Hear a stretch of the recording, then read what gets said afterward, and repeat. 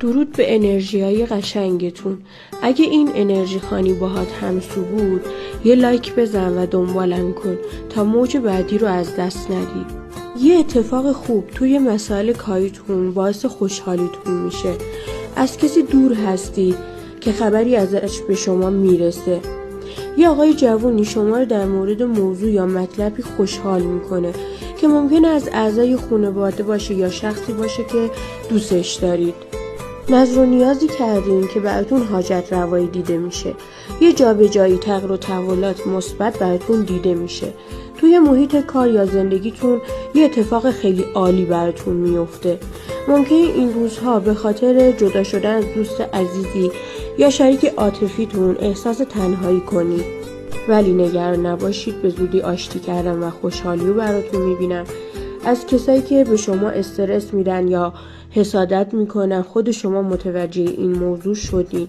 دوری کنید، فاصله بگیرین، براتون خوب نیفتاده. پولی به دستتون میرسه که احتمال زیاد یا وام هست یا ارثیه که تغییر و تحولات مثبتی به همراه داره. در مسئله مالیتون احتیاط کنید تا مشکلات مالی پیش نیاد. توی روابط احساسیتون شخص مقابلتون یه جورایی ازتون ناراحت یا سردی و محدودیت دیدار توی رابطتون دیده میشه، ولی دوست داره و به زودی دیدار و رابطه گرم در پیش دارید. یه منفعت مالی خیلی خوب براتون هست.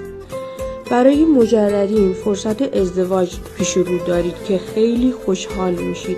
ازدواجی که با احترام و زیاد و علاقه دو طرف است، حتی میتونه احساسی باشه. طلب مالی دارید تا 3 وعده دیگه به شما داده میشه.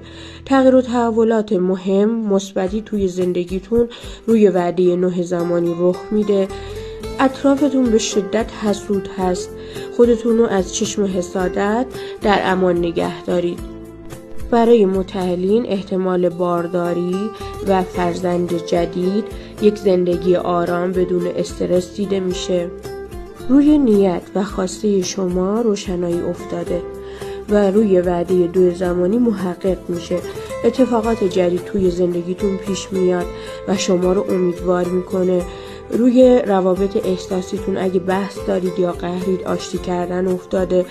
روابط دچار دودلی یا یک حس یک طرفه دیده میشه. ناراحت نباشی، شخص مقابلتون دلتنگتونه ولی مشغله فکری داره. 100% خوشحال میشید و حاجت روا میشید. این پست رو برای دوستتم بفرست که خوشحال شه.